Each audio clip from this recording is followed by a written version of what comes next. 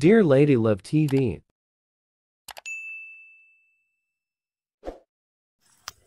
One Night Deal with Mr. Billionaire. Tunghayan na po natin ang ikapitong bahagi. Hahawakan na sana ni Ella ang baso nang biglang narinig niya ang pagtunog ng kanyang cellphone. Napatayo siya at hinarap si Raf na may hawak ng kanyang cellphone. Kampante na itong tiningnan ng screen at pinindot iyon. Narinig niya ang boses ng kanyang mama. Hinablot niya iyon at lumayo kay Raf. Loko, anong balak mo? Hello, ma? Halos hindi niya marinig ang boses ng kanyang mama sa sobrang pagkabog ng puso niya. Hindi lang naman siya umuwi kagabi. Siguradong puputak ang kanyang ina. Ano naman din kasing pumasok sa isip niya? Kasalanan talaga ni Raf ang lahat. Kasi kung hindi ito gumawa ng kahina-hinala, hindi naman niya susundan ng lalaki. At hindi rin siya makakarating sa bar kung hindi rin niya ito sinundan. Si Raf talaga ang may kasalanan. Nilingon niya ang lalaki na makalabas na siya ng pinto. Hindi niya alam kung paano sasabihin sa mama niya ang lahat. Hindi niya alam kung anong kasinungalingan ang gagamitin niya ngayon. Ayaw niyang malaman ng mama niya ang nangyari pero ayaw din naman niyang magsinungaling. Nakita niyang umupo si Raf sa upuan na inuupuan niya kanina. Ito ang umubos sa hotdog na kinain niya. Tingnan mo nga naman, binigay pa sa kanya pero ito rin naman pala ang kakain. Ang galing talaga. Nasaan ka? Pagalit na tanong ng kanyang mama. Bakit hindi ka umuwi kagabi? Sinasabi na nga ba?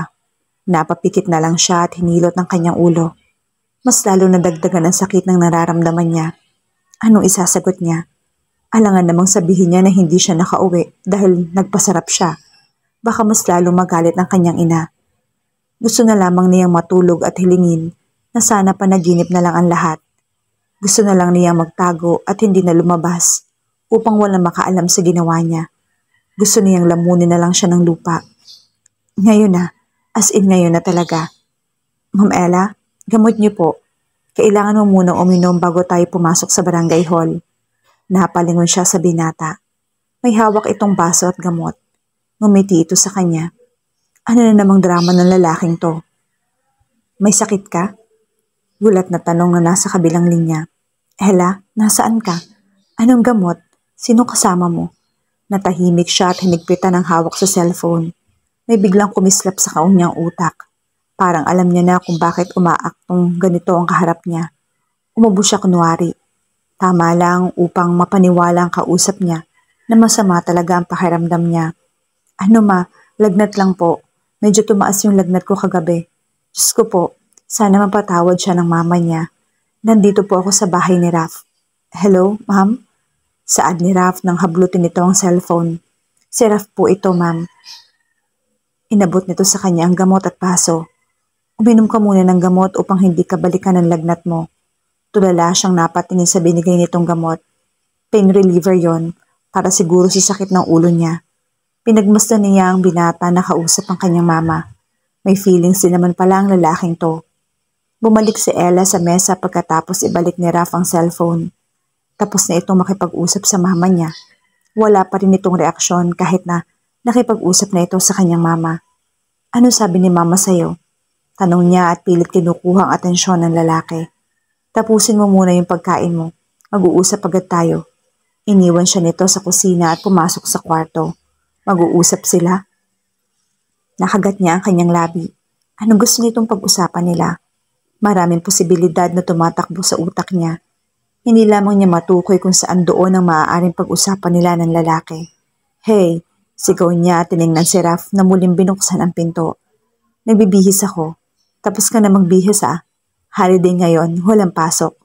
Muli nitong sinara ang pinto kaya wala siyang ibang nagawa kundi idiin ang mga labi niya. Ngunit ilang segundo lang din ang lumipas nang bumukas ulit ang pinto at dumungaw ang ulo ng binata. Ubus na ang ulam. Anong kakainin ko? Tanong niya. Inubos pala ni Raf ang ulam na inihanda nito kanina. Hotdog ko, gusto mo? Gago. Bumalot ang tawa nito sa buong bahay. Mas lalong nadagdagan ang inis niya sa lalaki. Hindi pa nga niya nahuhulaan kung bakit siya sumama rito, pero mas lalong naiinis siya sa sarili niya. Kahit na ilang beses niyang iniisip na si Raf ang mga may kasalanan ng lahat. Tumayo na lang siya at kumuha ng ulam gaya ng sinabi nito. Kung totoo man ang gimmick ay gagamitin niya na agad ang tatlong hiling niya. Una, gusto niyang bumalik ang oras upang hindi niya sundan ang lalaking lukulukong Raf na ito dahil ayaw niyang masira ang kinabukasan niya. Pangalawa, gusto niyang lumipat ng trabaho si Raf. Ayaw niyang makasama ito sa trabaho. At pangatlo, gusto niyang maalis sa landas niya si Raf. Susulitin na niya ang hiling niya na lahat ay may connection kay Raf. Sinisira kasi nito ang lahat ng plano niya. Hindi na siya nag-abalang magligpit ng pinagkainan niya. Dumiretso na siya sa kwarto ng lalaki. Binuksan niya iyon at agad na pumasok. Nakita niya itong nakaharap sa laptop na nakakunot ang noo at sa lubong ang dalawang kilay. Minsan lang niya makitang seryoso si Raf. Palagi lang kasi itong galit lalo na kung nakatingin sa kanya. Para itong galit sa mundo at lahat ay dinadamay nito. Para itong may inis na patayin gamit ang matatalim nitong tingin. Napansin siguro nito na nasa loob na siya. Kaya dumako ang tingin nito sa kanya. Dumaan yata ang plansya at minasahe ang noo ni Raf. Bumalik ito sa dati nitong anyo. Nandyan ka na pala. Pasok ka. Pinilit niyang huwag humakbang. Mas gugustuhin na lamang niyang tumayo maghapon kaysa sa pumasok ulit siya sa kwarto ng lalaking to. Ayaw niyang maulit na naman ang pagkakamali niya. Nagkamali na nga siya sa pagsunod dito. Ayaw niya nang mahulog pa sa patibong nito. Pero hindi naman siya nahulog sa patibong. Hindi naman siya pinilit ni Raf na sundan ito at walang pumilit sa kanya. Ano bang gusto mong pag-usapan? Bakit kailangan dito pa talaga sa bagay sa iyo ang t-shirt ko? Putol niya sa tanong niya. Wala sa sariling napayuko siya tiningnan ang suot niyang t-shirt. Hindi iyon hapit sa kanyang katawan pero sobrang ikli niyon. Napataas ang sulok ng labi niya. Sabi na nga bang may plano ito kaya t-shirt ang ibinigay nito sa kanya. Hindi nga mas bagay kung hindi ko suot ang t-shirt mo. Aniya at itinaas ang kaliwang kilay. Tumayo ito at lumapit sa kanya. Nakita na kitang walang suot na damit. Nanlaki ang mata niya na maintindihan ang ibig sabihin nito. Napaatras siya at hiniling muli na sana kaya niyang sapakin ang sarili dahil hindi na naman siya nag-iisip. Pwisit, ang bobo mo talaga, Ella. Narinig niya itong humalakhak. Wala siyang nagawa kundi paikutin ng mga mata. Bakit ba kasi umaandar ang kabobohan niya kapag kasama niya ang lalaking to? Hinawakan nito ang buhok na humarang sa mukha niya. Tila pinagmamasdan nito ang bawat hibla ng kanyang buhok. I like your hair, Ella. I don't like you. Muli na naman itong tumawa. I'm asking you anyway. Kita mo na, ang sama talaga ng lahi nito. Inilayo niya ang sarili kay Raf. Natatakot siya sa kaya nitong gawin. Pero may bumubulong din sa kanya na hindi na dapat itong katakutan. Kahit na, bulong na naman niya sa sarili.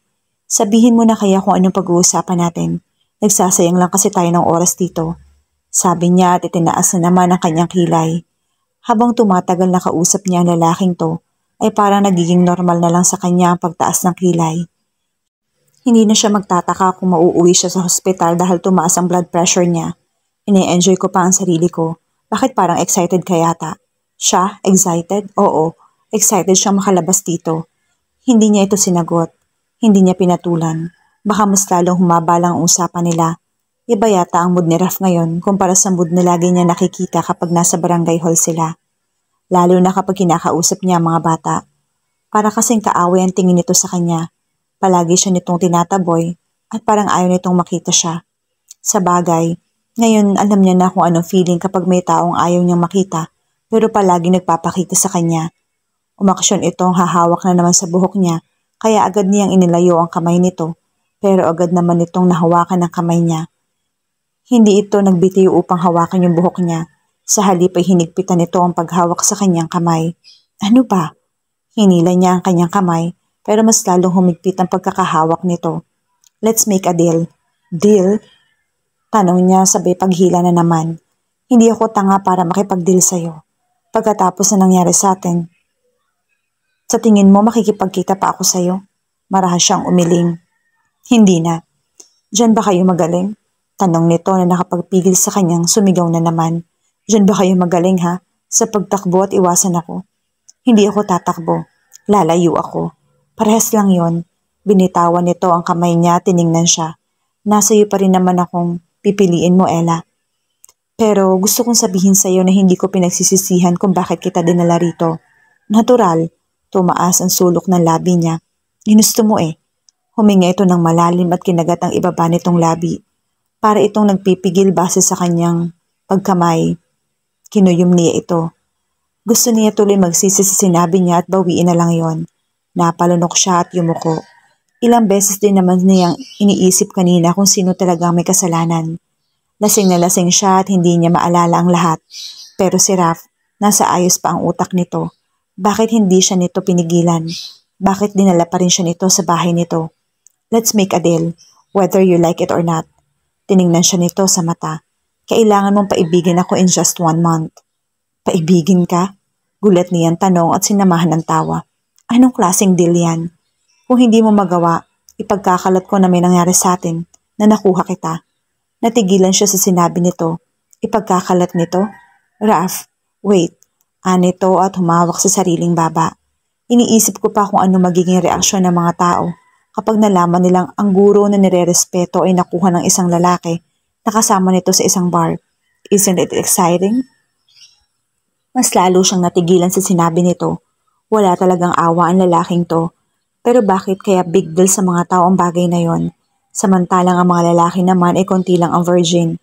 Kapag sa babae sobrang ginagawa nila yung big deal. Hindi talaga patas. Paano naman kung napaibig kita? Isa lang ang meaning nun. Ngumiti ito at mahinang bumulong. Keep ko yung secret mo. Pero paano kung hindi ko nagawa? Aalis ka bilang daycare center teacher. Umuwi si Ella na naging artista. Daig pa niya nag-audition na bigla agad natanggap at hindi pa magawang i-acting ang tama ang lines nito. Pero sa sitwasyon niya, nang makauwi siya sa bahay nila ay siya nang naging writer. Siya pa ang artista. Hindi niya alam kung effective ba ang pag-acting niya o uma-acting lang din ng mama niya na naniniwala sa sinasabi niya. Naalala niya bigla ang pagsasadula niya nung high school. Bagsak siya dahil sa pangit na pag-acting niya. Hinampas niya sa mukha ang hawak niyang unan. Patay talaga siya sa palpak na ginawa niya. Isang oras na yata siya na nasa loob ng kwarto. Mula na nakauwi siya sa bahay ay hindi na siya lumabas. Ayaw niyang magsinungaling na naman na masama ang pakiramdam niya. Kasalanan talaga ni Raph ang lahat. Pero kahit anong gawin niyang pagsisisi, sa binata ay hindi na naman ito mababago ang lahat. Ano pang silbi nun? Isa pa siguro, nasarapan din naman siya sa ginawa nila. Muli siyang napaungol habang hinahampas ang mukha niya gamit ang una na hawak niya. Talaga pang naisip niya iyon ni hindi nga niya matandaan ng maayos. Gusto pa naman niya dati na dapat matandaan niya ang bawat detalye kapag first time niya. Impit siyang napasigaw. Pwisit. Nasira patuloy ang first time niya. Nakakairita. Nakarinig siya ng pagkatok kaya agad siyang nagtalokbong ng kumot. Bumukas ang pinto ng kanyang kwarto at pumailan lang ang mga yapak na papalapit sa kanya. Ang hirap pa talagang magtulog-tulugan, lalo na kung gising na gising ang diwa. At mas lalong nahihirapan si Ella sa pagsisinungaling. Hindi talaga siya marunong nun. Alam kong gising ka, anang mama niya at may inilapag na maliit sa mesa nito. Narinig pa niya ang pagtunog ng kubyertos. Kung nagugutom ka, kumain ka na lang ha. Malapit na ang 12:00, baka malipasan ka. Idiniin niya ang mga labi upang hindi siya makalikha ng ingay. Kung pwede lang na hindi na rin siya huminga para lang wala talagang marinig na ingay ang mama niya. Nakaramdam tuloy siya ng konsensya. Wala naman talaga siyang nararamdaman na sakit maliban sa ulo niyang parang hinahampas ng kutsilyo. Alam kong wala kang lagnat kaya hindi kita dinalhan ng gamot. Natigilan siya sa narinig. Alam ng mama niya? Paano? Pumikit na lang siya. Hindi pa talaga siya magaling umakting. Kakalimutan na lang niya ang mga hinanakit niya sa teacher niya noon na binagsak siya. Hindi pa talaga siya magaling. Maiintindihan naman kita anak. Sabihin mo lang kung anong problema mo o kung nahihirapan ka na. Narinig niya ang malalim nitong pagbungtong hininga. Ang hindi ko lang maintindihan ay kung bakit ka nagsinungaling. Mabilis niyang inalis ang kumot sa katawan niya at tiningnan ang paglayo ng figura ng kanyang mama. Bago pa nito nahawakan ang doorknob ng pinto ay tinawag niya ito. Mama, aniya sa mahinang boses. Halos pabulong lang yon kaya hindi siya sigurado na narinig ba yun ng kanyang mama. Pero nang makitang huminto ito at dahan-dahan tiningnan siya, alam niyang narinig pala nito ang pagtawag niya. Mama, pagtawag niya ulit. Nagunahan sa pagtulo ang kanyang luha. Uminit ang kanyang mga mata at hindi niya na halos makita ang magandang mukha ng kanyang mama. Gusto niya sabihin dito ang lahat niyang problema. Gusto niya sabihin dito na naguguluhan siya. Gusto niya sabihin dito may nagawa siyang mali. Ngunit hindi niya alam kung kaya ba niya.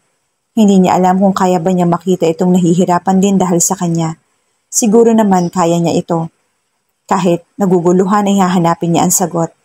Muling lumapit ang mama niya at niyakap siya. Tanging yakap nitong hinahanap niya. Yakap nitong nabibigyan siya ng init at bagong pag-asa. Yakap na nakapagbibigay ng panibagong lakas. Mama, sinamahan niya ito ng paghikbi. Kaya ko po ito. Kaya ko siya. Sino bang tinutukoy mo? Tanong nito at hinaplos ang buhok. Si Raf ba? Po, kung may problema kayo pag-usapan niyo. Anito at pinaharap siya. May gusto ka ba sa kanya? O baka may relasyon na kayo at hindi ko alam. Maagang pumunta si Ella sa barangay hall. Mabuti na lang at tapos na rin ang pagiging artista niya. Ang liit pa naman ng talent fee niya. Wala talaga siguro siyang pag-asa sa larangan na yon. Tagaturo na lang siya ng chikading-chikading o tagaturo na lang kung paano kantahin ang bahay kubo. Maling-maliitin ang buhay ng isang guro. Tanggapin man ng lahat ng tao o hindi, ang gurong isa sa dahilan kung bakit nagiging successful ang mga tao. Wala pa ang mga estudyante niya na makarating siya sa barangay hall. Tiningnan niya ang suot niyang relo. May 1 oras pa siya bago magsidatingan ng mga bata. Umakyat siya sa 2nd palapag ng barangay hall at umaasang sana nasa loob na ang treasurer ng barangay. Minsan lang naman ito pumasok. Mabibilang pa sa daliri niya kung ilang beses pa lang niya itong nakita. Sinulya pa niya ang classroom ni Raf. Sarado pa iyon gaya ng inaasahan niya. Baka nga hindi na naman ito pumasok. Sana nga hindi siya pumasok. Ayokong makita siya ngayon. Na makaakyat na siya ay lumapad ang ngiti niya na makitang nasa loob na ang treasurer nila. Kumatok muna siya sa may bintana na malapit sa mesa nito. Kumaway ang lalaking treasurer at sumenyas na pumasok siya. Kumaway siya sa treasurer na mabuksan niya ang pinto at agad na yumakap ang aircon sa katawan niya. Seriously, umagang-umaga aircon na agad. Anong atin? Tanong agad nito sa kanya. Masyado pa yata kayong maaga. Wala pa po ang barangay secretary eh. Kung makakapaghintay pa kayo ma'am, pwede po muna kayo umupo roon. Tinuro nito ang upuan na hindi kalayon sa kinatatayuan niya. Napakamot siya sa batok niya. Mukhang hindi siya kilala nitong kaharap niya. Ikaw po mismo yung kailangan ko. Muli siya nitong sinulyapan at tinuro ang sarili. Mukha itong hindi ko permado na ito talaga ang pinunta niya. Umupo ito ng maayos at itinuro ang upuan. Have a seat. Ano bang pakay natin? Hilaw siyang ngumiti. Gusto ko lang po sanang i-clarify yung sahod ko. Sahod? Gulat na naman itong tanong. Bakit sa akin ka nagtatanong? Wala naman akong connection sa pinagtatrabahuhan mo po. Ano pong problema? Hindi po ba pasok sa minimum rate? Pinigilan niya ang sariling igalaw ang sariling kamay upang hilutin ang kanyang sentido. Mas lalo siyang na-stress. Hindi talaga siya kilala ng barangay treasurer nila. Daycare center teacher po ako. Nanlaki ang mga mata nito at agad na hinarap ang computer. Sorry po ma'am. Ikaw pala ang new teacher ng barangay.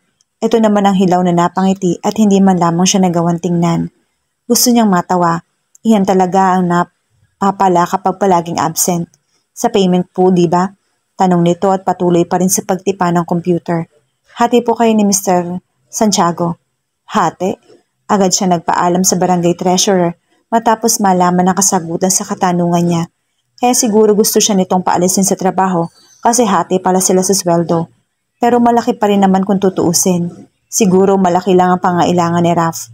Kahit na, sampid lang naman ito kung iisipin talagang mabuti. Siya kaya ang nilapitan ng kapitan nila. Kung pumayag siguro agad siya ay baka itong walang trabaho ngayon.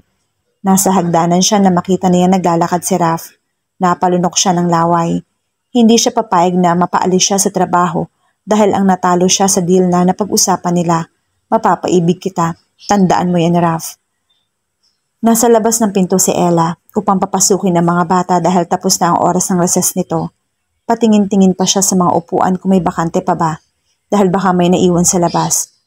Gawain pa naman niya nang hindi bumalik sa classroom pagkatapos ng recess. Nang masiguro na niyang nakapasok na ang lahat ng mga bata niya, ay humakbang na siya papasok sa classroom niya. May kinuha muna siya sa mess niya at pumunta sa gitna. Okay, nabusog ba kayo? Tanong niya sa mga bata. Sabay-sabay na sumagot ang mga estudyante niya pero may isang bata na tumayo at itinaas ang kamay. Yes, Danny. Any problem?